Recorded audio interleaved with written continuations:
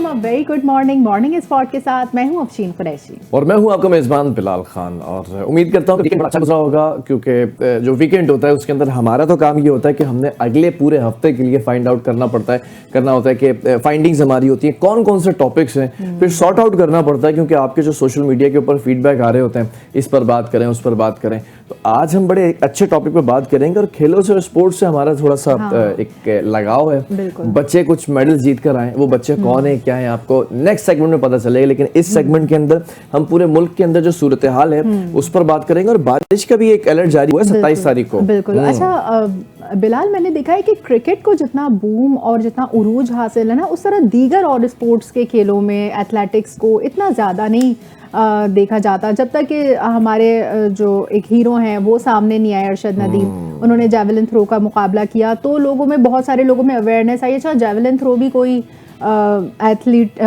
Athletics में शुमार होता है, और फिर इस तरह से ये कि उसने नाम अपना बनाया तो फिर वो ये कर सका, अदरवाइज जो है इतना ज़्यादा मकबूल नहीं हो पाता कोई दूसरा गेम। जिया उल हक साहब को अल्लाह ताला जन्नत नसीब करे, ये उनकी वजह से क्रिकेट को थोड़ा सा हमने फैसिनेट किया, मॉडर्नाइज किया, डिजिटलाइज किया। और क्रिकेट जो है वो इस वक्त दुनिया के अंदर, पाकिस्तान की अगर टीम की बात करें या पाकिस्तान की नुमाइंदगी की बात करें, तो वो हमारा जो सबसे अव्वलीन गेम नज़र आता है वो क्रिकेट नज़र आता है। जबकि हमारा कौमी गेम है, बच्चों को शायद ना पता हो, आज के जेनजी को मैं फिर से बता देता हूँ, हमारा जो नेशनल गेम है यानी कि कौमी गेम वो है हॉकी। और हॉकी के अंदर सलीमुल्लाह, कलीमुल्लाह और ये सारे जो प्लेयर्स हुआ करते थे। तो हम बड़े अच्छे वक्त में जो है वो पले बड़े हैं, जब हम अपने कौमी गेम को जो है वो देखा भी करते थे नेशनल टेलीविजन के ऊपर, और रेडियो पर सुना भी करते थे। बिल्कुल, एक वक्त था कि इस मैच को थोड़ी मकबूलियत भी हासिल थी, यहाँ पर मैच जीते भी जाते थे हॉकी के, लेकिन फिर एकदम से सब कुछ ख़त्म होते हुए देखा हमने। बहरहाल ये बहुत अच्छी बात है कि दूसरे और गेम्स से भी लोग जीत कर आ रहे हैं और इंटरनेशनल सतह पर मुकाबले भी जा रहे हैं। अच्छा, एक अच्छी बात मैं आपसे शेयर करती चलूँ बिलाल, आज ना मैं बहुत खुश हूँ। माशाल्लाह माशाल्लाह। आप बताएं। वो नहीं करते, ये करते ये। अच्छा, आज मैं बताती हूँ आपको कि मैं स्टूडियो आते हुए ना मैंने कुछ सैलरी वैली तो नहीं आ गई? अल्लाह करे, ये भी एक वजह है। डबल तो नहीं आ गई? सैलरी तो खैर टाइम पर आती है, डबल तो नहीं आ गई? अगर डबल आ जाए तो फिर तो सब खुश हो ना, मेरे से अलावा भी।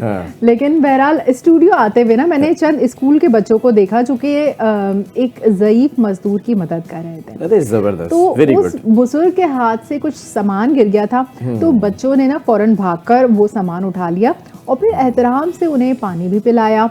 और ये सिर्फ एक कारी खैर नहीं है, एक अच्छा अमल नहीं है, बल्कि एक रोशन मिसाल भी है उस तरबियत की जो कि उनके वालिदैन ने उन्हें दी है। क्योंकि ऐसे मनाजिर जो है ना, हमें उम्मीद दिलाते हैं कि हमारा माशरा अभी ज़िंदा है, और ये वही बच्चे करते हैं जो अपने घर में सीखते हैं, और अच्छी तरबियत सिर्फ अल्फाज से नहीं बल्कि अमल से भी मुंतकिल होती है।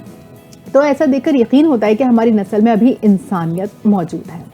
नहीं, ऐसा बिल्कुल है। और मजे की बात मैं बताऊं कि अगर बच्चों की बात करें ना, तो बच्चे इस वक्त बहुत सारी चीजों को बहुत तेजी से पिक करते हैं।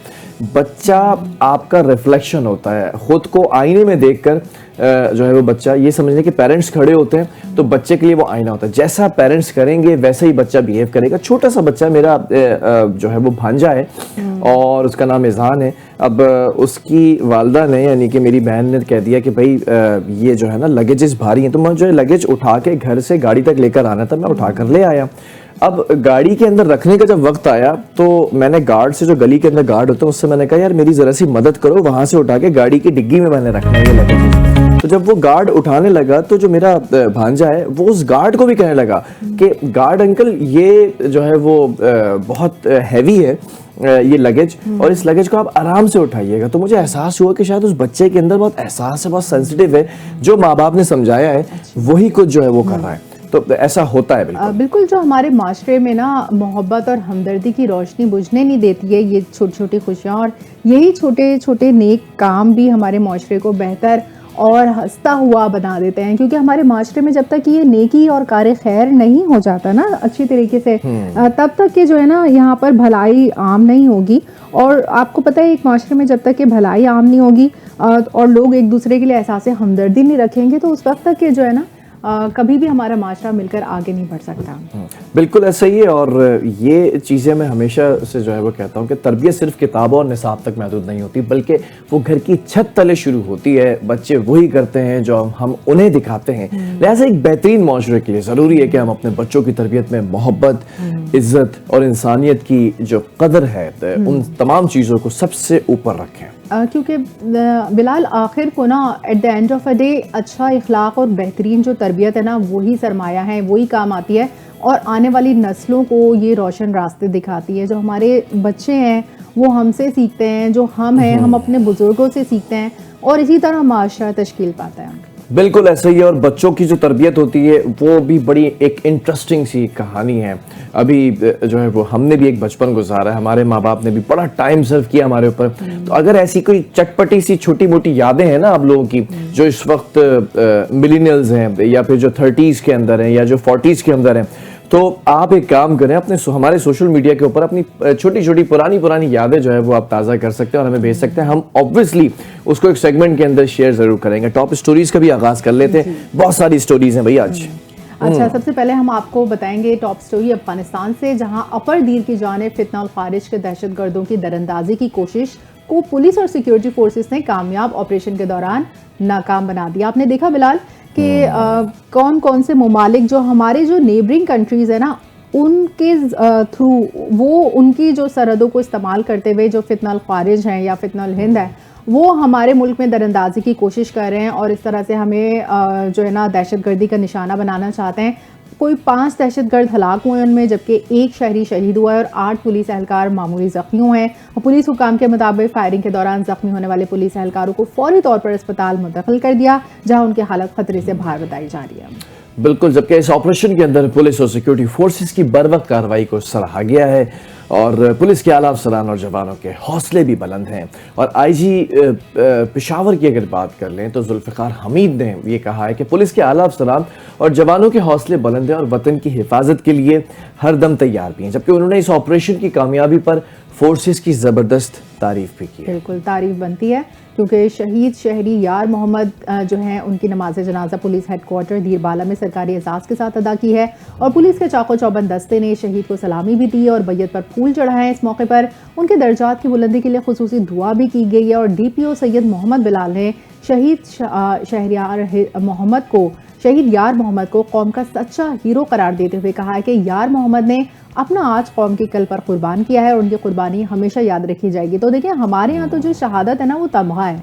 बिल्कुल ये जो भी दहशतगर्द अवामिल हैं वो जितना भी हमें इस प्रॉब्लम में डालने की कोशिश करें, हमारे यहाँ के जो अवाम हो गए, फौज हो गए, वो सब हम लोग तो इस बॉर्डर लाइन के इस पार खड़े हैं। तो हम लोग जाहिर है हम शहादत के लिए ही खड़े हैं या गाजी बनने के लिए खड़े हैं। यही 2 रास्ते हैं हमारे पास और हम इन दोनों में खुश हैं।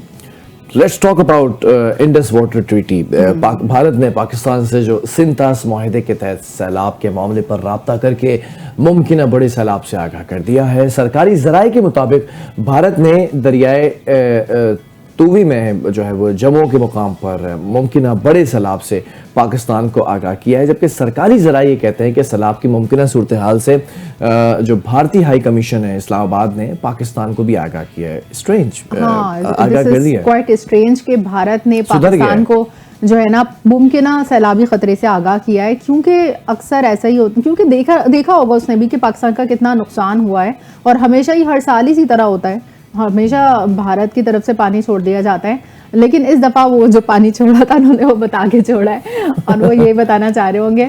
तो 24 अगस्त की सुबह 10 बजे ये ऐलान किया गया और भारत की तरफ से पाकिस्तान को मुमकिन सैलाब की सूरत हाल की पेश की इत्तला दी। और सरकारी जराये का कहना है कि मई में पाक भारत जंग के बाद ये अपनी नौयत का पहला बड़ा राब्ता है। Very good initiative. एटलीस्ट आपने झूठे मुँह ही सही, लेकिन ये कि आपने जो भी आपका इक़दाम था उससे पाकिस्तान को आगाह कर दिया, या फिर जो मुमकिन खदशा था, हम आपकी नीयत पे भी शक नहीं कर रहे, आपने मुमकिन खदशे के पेश नज़र आगाह किया होगा। तो सरकारी ज़राए के मुताबिक हुकूमत पाकिस्तान ने भारतीय मालूमात की रोशनी में अलर्ट भी जारी कर दिया। तो हम जो भी आफतें, जो भी प्रॉब्लम्स हैं, जो भी नेचुरल डिज़ास्टर है, उससे हाँ तो हम निमट ही रहे हैं। और चाहे वो दुश्मन की जानिब से हो, चाहे वो एक नेशनल डिजास्टर। चल जी, अगली खबर में भारत फिर से टेढ़ा हो गया है। पहले तो सीधा हुआ था। मैं आपको बता दूं कि भारत की जानिब से पानी छोड़ने के बाद दरियाए सतलज में कसूर के गंडा सिंह वाला के मुकाम पर ऊंचे दर्जे का सैलाब बरकरार है, जबकि गंडा सिंह वाला के मुकाम पर सैलाबी सूरत हाल के बाइस मजीद कई नशीबी इलाके डूब चुके हैं, जबकि हजारों एकड़ पर खड़ी फसलें तबाह हो चुकी हैं। देखिए ना कितनी बड़ी तबाही आती है एक सैलाब से, कि ना सिर्फ वहाँ से जो आबादियाँ हैं उनको इवैक्यूएट करवा देते हैं, बल्कि फसलें भी तबाह हो जाती हैं। कितना बड़े लेवल पे ये नुकसान होता है। कसूर में जो है सैलाब मुतासर इलाकों में इमदादी कार्रवाइयाँ भी जारी हैं और मुतासरीन और उनके मवेशी महफूज मुकाम पर मुंतकिल कर दिए गए हैं। जबकि बोरेवाला की बात की जाए तो वहाँ साहूका और मुल्का आबादियाँ भी ज़ेरे आब आ गई हैं और मुकामी लोग पानी में घिर गए हैं। बिल्कुल, जबकि हजारों एकड़ पर खड़ी फसलें भी डूब चुकी हैं। साहो का जो चिश्तियाँ रोड है उसमें शिगाफ पड़ने से सैकड़ों देहातों का ज़मीनी राब्ता भी मुनक़ता हो चुका है, जबकि ये भी बताया जा रहा है कि भावलपुर के सैलाब से मुतासर इलाकों से मुतासरीन का अभी इवैक्यूएशन जो है वो जारी है, इनखला हो रहा है। जबकि भावल नगर में दरियाए सतलज में दरमियाने दर्जे के सैलाब से कपास, चावल और तिल की फसल और आबादियाँ जो है वो ज़ेर-ए-आब आ चुकी हैं। स्ट्रेंज के ये तमाम चीजें हो रही हैं। अब इसको अगर हम सीरियसली टेकअप करेंगे ना तो कैसे करना होगा? डैम्स बनेंगे, डैम्स के साथ साथ जो है वो छोटे डैम्स बना लिए जाएंगे जिससे ये कम से कम पानी इधर डाइवर्ट ना हो। आप पानी रिजर्व कर सकते हैं, जो बारिश का पानी है उसको भी रिजर्व कर सकते हैं, जो उसके लिए रिजर्वायर कायम किए जाते हैं, जो सैलाब हैं उसके लिए पानी के रिजर्वायर कायम किए जाते हैं। तो ये डैम्स या छोटे छोटे डैम्स ही बना लें, लेकिन ये ऐसे मुमकिन है सैलाब को से बचाते भी हैं और ये पानी भी स्टोरेज हो जाती है इससे। तो मतलब दोनों तरह का फ़ायदा है इससे। पता नहीं ये डैम क्यों नहीं बनता है।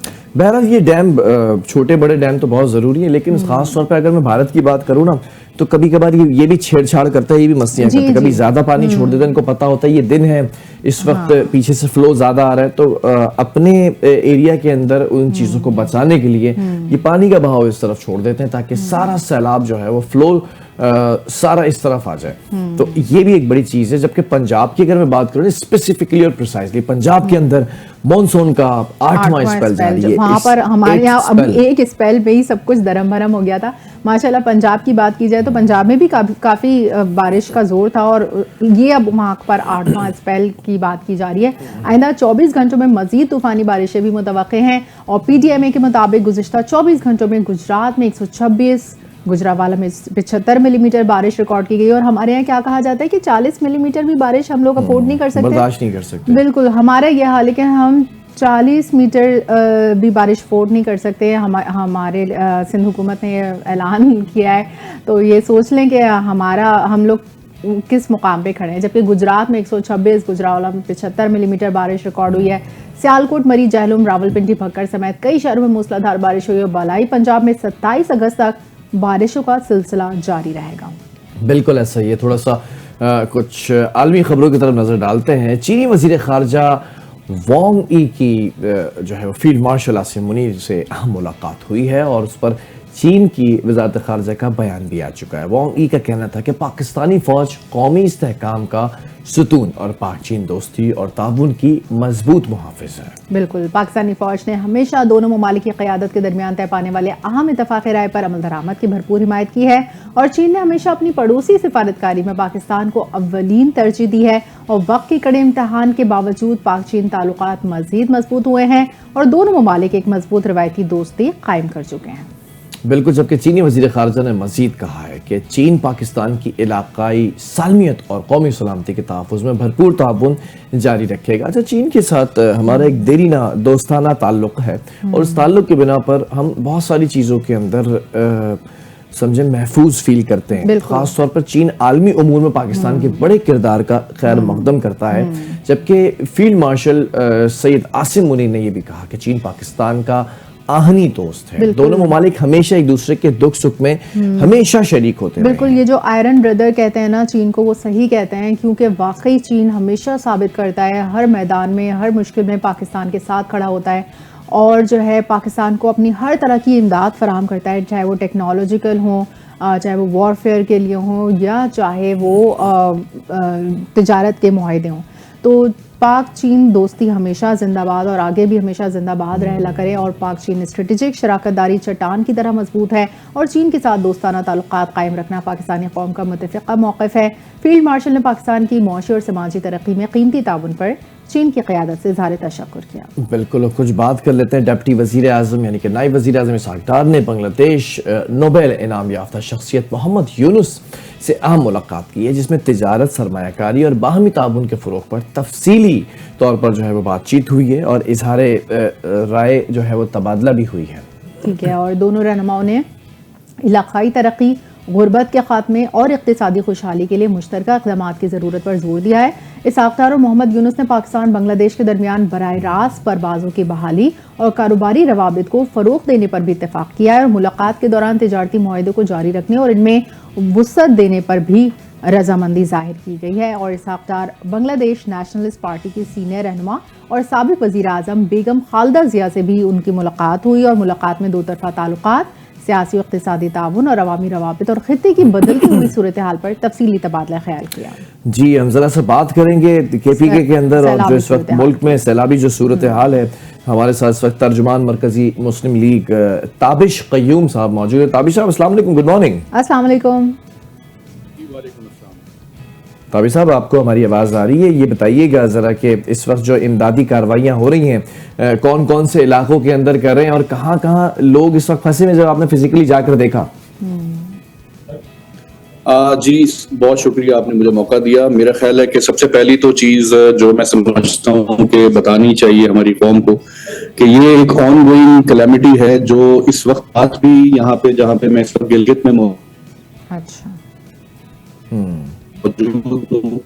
हमने ट्रैवल करना था स्कर्दू की तरफ, लेकिन रात फिर से यहाँ पे कुछ सैलाब आया कुछ इलाकों में।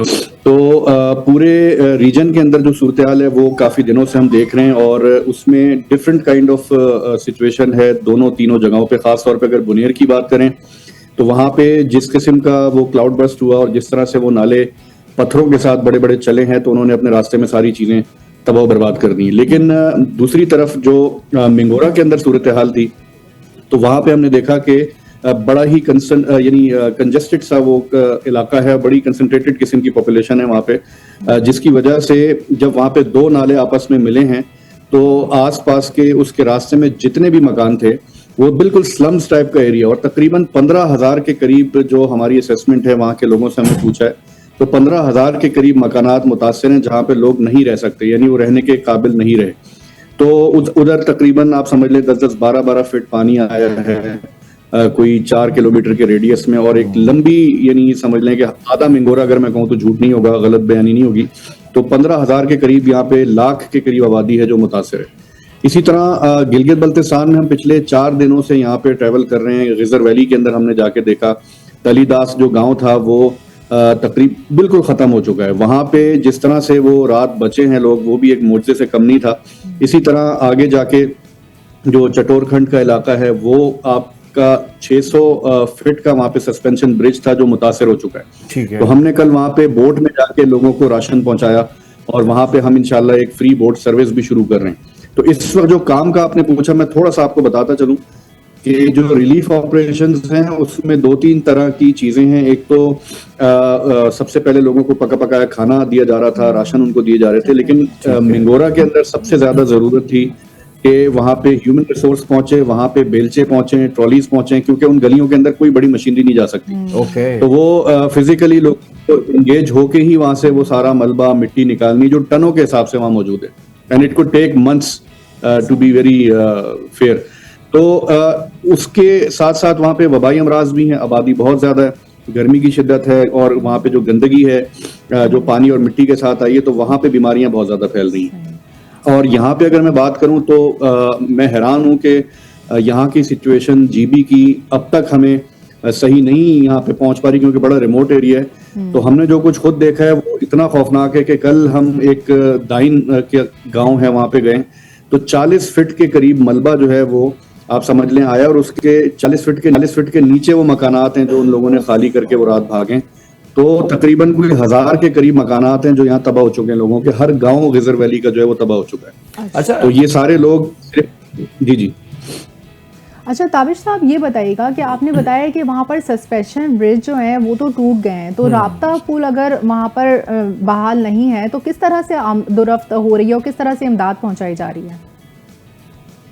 देखिए वहां पे जब ये ब्रिज टूटा है सैलाब की वजह से, तो वहां पे एक आर्टिफिशियल लेक बन चुकी है इस वक्त। ठीक है। और उस आर्टिफिशियल लेक के ऊपर ही जो है वो बोट्स चल रही हैं। रेस्क्यू 1122 की बोट है, वहां पे एक कमर्शियल बोट चल रही थी, तो उसके जरिए लोग वहां पे 150 रुपए दे के एक तरफ से वो दूसरी तरफ आते हैं। ये कोई 5-7 मिनट का डिस्टेंस है, तो तकरीबन आप समझ लें कोई 300-400 मीटर का ये वाया होगा इसका दरमियान का।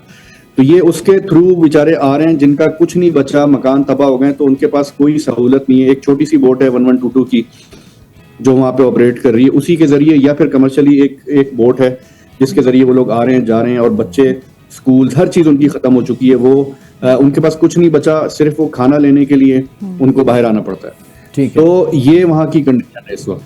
अच्छा ताबिश भाई, ज़रा मैं ये जानना चाहूँगा, पहले तो आप लोगों को अप्रिशिएट किया जाना चाहिए, मरकज़ी मुस्लिम लीग जिस तरह से काम कर रही है उन सैलाब ज़दा इलाकों में और मुतासरा फैमिलीज़ को रेस्क्यू करने का काम किया जा रहा है। मुझे ज़रा एक ओवरऑल आइडिया जानना है, पूरी कौम इस वक्त सुन रही है आपको, कितने घर से जो है वो लोग बेघर हुए होंगे, कितने लोगों की तादाद आपने अंदाज़ा लगाया जो मुतासरीन में शामिल है?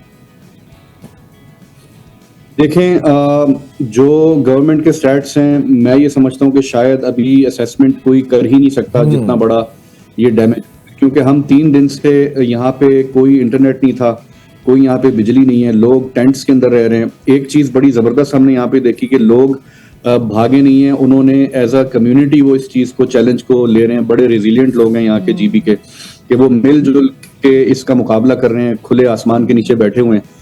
तो मिंगोरा की मैंने आपको बात बताई कि 15,000 के करीब मकानात हैं जो कि जिनका जो ग्राउंड फ्लोर, मेन फ्लोर जो होता है वो खत्म हो चुका है, मतलब वो इनहैबिटेबल हो चुका है। उसमें आपको महीने लगेंगे सिर्फ मिट्टी निकालने में।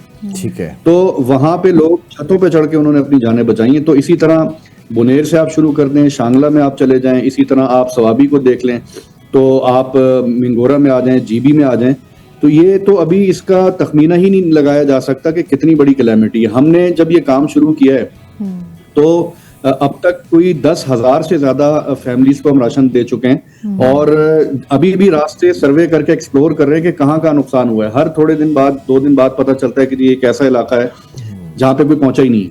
तो वहां पे जाके इस वक्त हमारे पूरे मुल्क से बड़ी बड़ी इमदाद लेके ट्रक्स जो हैं, चीजें वो पहुंच रही हैं इन इलाकों के अंदर, और हम मुसलसल वॉलंटियर्स को बुला के, कोई हमारे 2,000 के करीब वॉलंटियर्स हैं इस वक्त जो इस रीजन में काम कर रहे हैं। तो इसी तरह अभी रिहेबिलिटेशन का फेज शुरू होना है। जीबी के अंदर आपको पता है कि लोगों के पत्थरों के और लकड़ी यहाँ पे अवेलेबल है, उसी के घर होते हैं, लेकिन उनकी चादरें जो है आयरन शीट्स में कहूंगा कि खाना, राशन तो बहुत पहुंचना शुरू हो गया है, लेकिन अब जरूरत है, आगे सर्दियां आ रही हैं खास तौर पे इन इलाकों के अंदर, तो यहाँ पे फौरी तौर पे शेल्टर्स की जरूरत है, सोलर पैनल्स की जरूरत है, ताकि ये लोग कम से कम कनेक्टिविटी इनकी हो जाए, कोई ये सर्दियों के अंदर अपने आप को बचा सके। सही।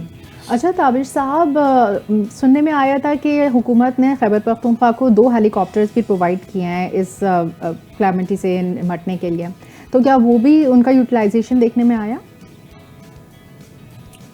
नहीं, मेरी नजर में तो हेलीकॉप्टर का एक इंसिडेंट हमने सुना था जब ये सारा सिलसिला शुरू हुआ है, लेकिन उसके बाद कोई हेलीकॉप्टर की मेरा ख्याल है कोई सच नहीं थी। एक जो खुशकिस्मती मैं समझता हूँ यहाँ पे हुई है, क्योंकि अल्लाह का शुक्र इस पे अदा करना चाहिए कि जानी नुकसान जो है वो, क्योंकि ओवरऑल एक एनवायरनमेंट बनी हुई थी, लोग मोहतात हैं, डरे हुए हैं, तो खुद से उन्होंने अपनी मदद आपके तहत रात को बच्चों की वो ड्यूटीज लगाते हैं यहाँ पे टॉर्च लेके, कि जहां उनको महसूस होता है कि कोई फ्लड की सिचुएशन बन रही है, कोई क्लाउड बर्स्ट है, कोई आवाजें आ रही हैं। तो तालीदास का गांव है, वहां पे भी लोगों ने हमें ये बताया कि जैसे ही हमें सनसनाहट महसूस हुई है पत्थरों की और पहाड़ के अंदर से आवाजें आना शुरू हुई हैं, तो फौरी तौर पे हमने अपने सिर्फ बच्चों को उठाया रात के अंधेरे में और हमने अपने घर खाली किए। और ये तकरीबन 15-20 मिनट के अंदर अंदर वो पूरा गांव इस वक्त, यानी आप हैरान हो जाएंगे उसकी ड्रोन फुटेजेस अगर आप दिखा सकें, कि वो ऐसा लगता है कि यहाँ कभी कोई घर नाम की चीज ही नहीं थी। ठीक है। और मैं एक और चीज बड़ी अहम है जो डिस्कस नहीं हो रही, ये देखें जितना भी रीजन है यहाँ पे इन लोगों का जरिया माश जो है वो हमारे फ्रूट्स जो आते हैं, यहाँ पे प्लम्स हैं, हमारे ड्राई फ्रूट्स हैं, यहाँ पे मकई की काश्त बहुत ज्यादा है, गंदम की काश्त बहुत ज्यादा है।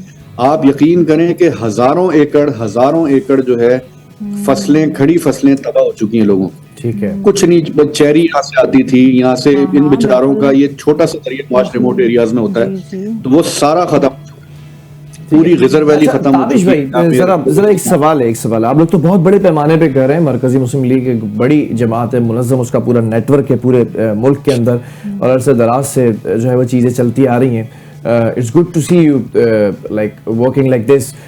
लेकिन सवाल ये पैदा होता है कि जो केपी की गवर्नमेंट है या फिर जो दीगर हुकूमतें हैं, उनकी कोऑपरेशन, कोऑर्डिनेशन नजर आ रही है, कहीं ना कहीं ऐसा नजर आ रहा है कि काम करने के लिए उतावले नजर आ रहे हैं। आप लोगों के साथ कोई कोऑर्डिनेशन हुई है कि जब आप लोग काम कर रहे हैं तो आप लोगों के साथ ही हाथ मिला लें? जी, मैं इस चीज को तो अप्रिशिएट करूंगा कि यहाँ पे केपी, खास तौर पे जीबी के अंदर हमने देखा है, केपी में भी देखा है कि हमें नजर आए हैं लोग गवर्नमेंट की, यानी खास तौर पे जीबी में मैं कहूंगा कि यहाँ पे 1122 का मैंने आपको बताया वो एक्टिव हैं गवर्नमेंट के। ये इनकी कोशिश है कि बिजली किसी तरह से बहाल करें, लेकिन अभी तक हम कल भी सारा दिन हमारा इसी चीज में लग गया कि किसी जगह हमें इंटरनेट मिल जाए। तो अभी तक इंफ्रास्ट्रक्चर इतना यहाँ पे खराब पहले से ही था कि वो, बल्कि मेरा पहला सवाल भी यही था, जब आपकी जमात से मैं रवाबित में था तो मैंने यही कहा था कि ताबिश क़य्यूम साहब बजरिया वीडियो कॉल मुझे कैसे ज्वाइन करेंगे, इंटरनेट का तो बड़ा इशू आ रहा है। मैं आपको बता रहा हूँ ना, कल हमने कई किलोमीटर, हम 2 दिन से बिल्कुल राब्ते से कटे हुए थे। हमने आज यानी कल रात सफर ही इसलिए किया कि किसी तरह जो तस्वीर, जो ड्रोन शॉट्स, जो चीजें हमने कवर की हैं वो कम से कम बता तो सकें दुनिया को। लेकिन रात भी हम पहुंचे हैं तो एक यानी होटल में गए, वहां पे भी सिग्नल्स नहीं थे। गिलगित सिटी की मैं बात कर रहा हूँ, ठीक है। आप इससे अंदाजा लगा लें कि अगर गिलगित सिटी में इंटरनेट नहीं है, यहाँ पे ये प्रॉब्लम आ रहा है लाइट का, तो इतनी बड़ी जो जीबी और ये हमारी सारी वैली है स्कर्दू तक और सारा जो कोहिस्तान का एरिया है, तो वहां तक तो अभी कोई कैमरा ही नहीं पहुंचा। अच्छा, तो आप नुकसानात का अंदाजा तो लगा ही नहीं सकते वहां पे। ताबिश साहब, मैं आपसे यही बात पूछना चाह रही थी कि गिलगित बल्तिस्तान हो गया, स्कर्दू हो गया, ये सब यहाँ पर काफ़ी ज़्यादा आबादी है। जब हम वहाँ पर टूर करते हैं तो हम यही देखते हैं कि काफ़ी घर हैं लाइन से। तो ये सब बताइए कि इतने सारे लोगों तक ये इमदाद पहुँच रही है या फिर इनका कुछ पता ही नहीं है, कि वो बिल्कुल कोई रवाबित ही नहीं है? देखिए, मैंने आपको बताया कि जिन जगहों पे पानी आया है वहाँ पे इन इलाकों में हमारे बहुत ज़्यादा यानी ट्रेडिशनल वैल्यूज़ हैं लोगों की, ख़वातीन, बच्चे, ख़ास तौर पे जो हमारे पश्तून इलाके हैं, तो उन्होंने फ़ौरी तौर पे अपनी बच्चों को, फैमिलीज़ को, तो रिश्तेदारों के हैं कि घर में 2-2 फैमिलीज़ रह रही हैं जहाँ सेफ़ घर थे, तो और वो उनके जो मर्द हैं वो सारे लगे हुए हैं अपने घरों से ये मलबा हटाने। इसी तरह यहाँ पे जितने यूथ है, नौजवान हैं, वो खुद अपनी मदद आपके तहत यहाँ पे काम कर रहे हैं। यहाँ पे किसी किस्म की गवर्नमेंट की तरफ से कोई यहाँ पे ऐसी फोर्सेस, कोई ऐसी वॉलंटियर्स, कोई ऐसी चीजें जो जिसको हम कहेंगे गवर्नमेंट कर रही है, तो वो चीज नजर नहीं आ रही, ठीक है। तो ऐसी सूरत हाल के अंदर इन लोगों को यानी फौरी तौर पे राशन चीजें NGOs ने मुख्तलिफ पहुंचाई हैं, हम भी लगे हुए हैं, कोशिश कर रहे हैं। लेकिन अब जैसे कल मैंने आपको बताया जो दाइन गांव है, ठीक है, अब इनके पास रोड का एक्सेस खत्म हो चुका है। वो जो सबसे बड़ा एशिया का ब्रिज कहते हैं, सस्पेंशन ब्रिज यहाँ पे था 640 कुछ फीट्स का, वो खत्म हो चुका है, ठीक है। तो अब उनका सबसे बड़ा मुतालबा 2 थे। वो ये कहते थे कि जी या तो हमें किसी तरह यहाँ पे कोई मेकशिफ्ट अरेंजमेंट करें कि हमारा रास्ता जमीन से बहाल हो, और वो सारा पढ़ा लिखा गाँव है, लिटरेसी रेट आपको पता है वहाँ का बहुत ज्यादा है। तो उनका सबसे बड़ा कंसर्न ये था कि हमारे बच्चे स्कूल नहीं जा सकते। हमारा कॉलेज सामने था, वहाँ सारी एजुकेशनल इंस्टीट्यूशंस जो थे वो हम यहाँ से क्रॉस करके जाते थे। तो अब हमारे बच्चे पढ़ नहीं पा रहे, हमें आप किसी तरह कोई स्कॉलरशिप्स की बात करें। तो हमने उनको वहाँ पे कहा कि जी हम आपको यहाँ पे IT की स्कॉलरशिप्स और ऑनलाइन कोर्सेज कम से कम यहाँ पे पहुँचा सकते हैं, कर सकते हैं, कोई इस तरह का काम हम कर लेंगे। लेकिन उनकी सबसे बड़ी जरूरत ये है कि उनके मकानों को बहाल किया जाए, कंस्ट्रक्शन की जाए। Time is of the essence इस वक्त ना। आप ये अंदाजा लगाएं कि 1 महीना है आपके पास, ठीक है, उसके बाद ये वो इलाके जो शदीद सर्दी का शिकार होते हैं। आपकी टूरिज्म इंडस्ट्री तबाह हो गई यहाँ पे इस मानसून के सीजन में, ठीक है। वो खाली होटल्स पड़े, उनको जितने वाकयात हुए हैं, छोटी सी देखें बेसिक चीजें होती हैं, रेस्क्यू सेंटर या हेलीकॉप्टर्स जो हैं वो एक गवर्नमेंट अफोर्ड कर सकती है बड़े आराम से। सवात का इंसिडेंट हुआ, वहां पे पूरी फैमिली डूब गई, ठीक है। इसी तरह बाबू सर टॉप था कि वहाँ जो है टूरिस्ट जो हैं वो इफेक्ट हुए, 20-25 जाने चली गई वहाँ पे। तो ये सारे टूरिस्ट के इलाके हैं, यहाँ पे टूरिज्म होता है, हमारे मुल्क के खूबसूरत तरीन इलाके हैं। तो यहाँ पे KP गवर्नमेंट या जो हमारी GB की इंतजामिया है, ये आज तक हमारे पास बेसिक रेस्क्यू की फैसिलिटीज नहीं है। ठीक है, तो उसको, उस कमी को हम तो एक हद तक पूरा कर सकते हैं ना, एनजीओज मिलके, ऑर्गेनाइजेशंस मिलके, और अपनी इस्तात से बढ़ के करने की कोशिश कर रहे हैं, हमेशा करते हैं। लेकिन क्या एक गवर्नमेंट के लिए, क्या हेलीकॉप्टर अफोर्ड करना मुश्किल है? क्या रेस्क्यू सेंटर बनाना इनके लिए मुश्किल है? क्या यहाँ पे लाइंस ऑफ कम्युनिकेशन अब देखें ना, यहाँ पे इंटरनेट बंद है, कोई सैटेलाइट लिंक, कोई इंटरनेट, कोई ऐसा प्रीएम्प्ट किया था हमने? 2022 से ये बातें चल रही हैं क्लाइमेट चेंज की, उससे पहले से चल रही हैं। ठीक है, 2022 में तो हमने उसके कॉन्सिक्वेंसेस देखे थे ना, $30 बिलियन जो हमारे पूरे पाकिस्तान में जो फ्लड आया था जी। और अब आप स्टडीज उठा के पढ़ लें, इस वक्त ये रीजन अगले सालों में, ये तो सितंबर में आपका मानसून चला गया, ठीक है, अगले साल क्या होगा? यहाँ पे 70 साल के बुजुर्गों से हम मिले, वो ये कहते हैं कि हमने जिंदगी में, हमारे बड़ों ने भी कभी इस तरह के बादल फटते हुए नहीं देखे, कभी हमने जो है इस तरह के सैलाब नहीं देखे। ठीक है ताबिश साहब, ये तो बड़ी अलार्मिंग सी सिचुएशन है जिसको टेक अप करना बहुत मुश्किल हो रहा है। अच्छा, दो चीजें हैं विच आई वांट टू आस्क के, पहली चीज तो मुझे जरा सा ना कुछ हमें बेसिकली पूरी कौम को उन इलाकों के सीधे सीधे नाम बता दीजिएगा, क्योंकि मेरे दिमाग में ये सवाल आया है कि कुछ लोग ऐसे भी हैं जो टूरिज्म पर जाने की इस मौसम में तैयारियां कर रहे होते हैं या तो वहां पर फंस जाते हैं। कौन कौन से ऐसे इलाके हैं जिनको इस वक्त हमने बिल्कुल इग्नोर करना है कि वहां पर अभी रेस्क्यू का काम जारी है, तो कोई टूरिज्म तो हो नहीं सकता 3-4 महीने तक? देखें, ये गिजर वैली बहुत बड़ी वैली है, यहाँ पे एशकुमन वैली यहाँ पे कहलाती है। ये बेइंतहा खूबसूरत इलाके हैं, यहाँ पे होटल इंडस्ट्री यहाँ पे है, लोग आते हैं, टूरिस्ट आते हैं। ये मैं आपको बता रहा हूँ कि यहाँ पे ना इस वक्त बिजली है, ना यहाँ पे इंटरनेट है, यहाँ की इंतजामिया लगी हुई है किसी तरह इन चीज़ों को बहाल करे। हर गाँव यहाँ पे अफेक्टेड है, जितने गाँव हैं, जितनों में हम गए हैं, वो सारे यहाँ पे अफेक्टेड हैं। कहीं 10 घर, कहीं 100 घर, कहीं जितने ज्यादा वहाँ पे घर मौजूद थे उतने ही वहाँ पे डैमेज जो है ना वो हुआ है। तो इस वक्त तो अच्छा, फिर स्लाइडिंग का खतरा है। हम परसों रात ट्रैवल कर रहे थे, रात बारिश शुरू हो गई शाम में, तो हमें भी बहुत ज्यादा टाइम लगा और बड़ा रिस्की सा वो एक रास्ता था कि किसी तरह खुदा ना खास्ता स्लाइडिंग से हम बच जाएं। सुबह हमारा एक कुलीग जो है वो गया है, वो उसकी फ्लाइट कैंसिल हो गई, वो भी ये सारा स्कर्दू का रास्ता भी जो है स्लाइडिंग की वजह से बंद हो गया। तो इस वक्त तो बहुत वल्नरेबल सिचुएशन है। ठीक है, इस मंथ तो आप जब तक वेदर क्लियर नहीं होता, अभी भी बात ये चल रही है कि सितंबर का महीना जो है शुरू के दिन ये अभी मजीद बारिशें और मजीद अलार्मिंग यानी अलार्म्स जो है वो नेशनल डिजास्टर मैनेजमेंट ने दिए हैं कि यहाँ पे बिल्कुल भी ट्रैवल ना किया जाए।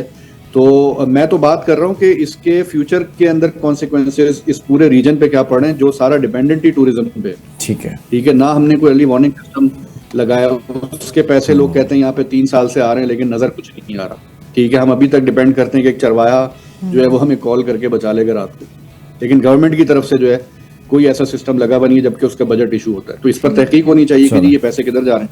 बहरहाल ताबिश भाई, उम्मीद करते हैं कि जिस तरह से वाहिद एक आपकी जमात है मरकजी मुस्लिम लीग, जो कि इस वक्त इस तरह से बड़ी एक्टिव नजर आ रही है, तो अगले जो इलेक्शंस आते हैं तो उसके अंदर ये लोग, तमाम लोग, चाहे केपीके के हों चाहे जीबी के हों, ये याद रखें कि सियासी जमात ने बढ़ चढ़कर उनके घरों को बचाया, उनकी जानों को बचाया, उनके बच्चों को बचाया। ऐसी सूरत हाल में इमदाद फराहम कर रही है, जबकि वहाँ पर राब्ता पुल टूटे हुए हैं, सस्पेंशन ब्रिजेस का इतना नुकसान हो चुका है, इतनी तादाद में लोग, और ऊपर से अब सर्दी आने वाली है। तो शुक्रिया पाकिस्तान मरकजी मुस्लिम लीग के तर्जुमान हमारे साथ मौजूद थे, ताबिश क़य्यूम साहब। और इस वक्त बड़ी अलार्मिंग सी सिचुएशन है, लेकिन कुछ चीज़ें और भी हैं। एक सैटेलाइट फुटेज आई है जिसके अंदर वो हरे भरे जो पहाड़ थे वो अब गंजे होते नजर आ रहे हैं, क्योंकि वहाँ से जो लकड़ियाँ काटने का काम है और जो उनके तनों को काट कर, टिम्बर को काट कर जो बेतहाशा बड़ी तादाद में खत्म किया जा रहा है, इस पर हुकूमत को देखना चाहिए। इनकी वजह से जो है सैलाब आ रहे हैं और सैलाब का कोई रुकाव नहीं है, वरना ये दरख्त ही होते हैं जो रोक सकते हैं, लेकिन जब ये दरख्त कट जाएंगे तो सैलाब नहीं रोकेगा। एक छोटे से वक्फे की तरफ जा रहे हैं, कमर्शियल ब्रेक से जब वापस आएंगे जिन बच्चों को हमने तस्करा किया था, जो मेडल्स जीत कर आए हैं, उन मेडल्स का तस्करा होगा एक छोटे से ब्रेक के बाद। Stay with us.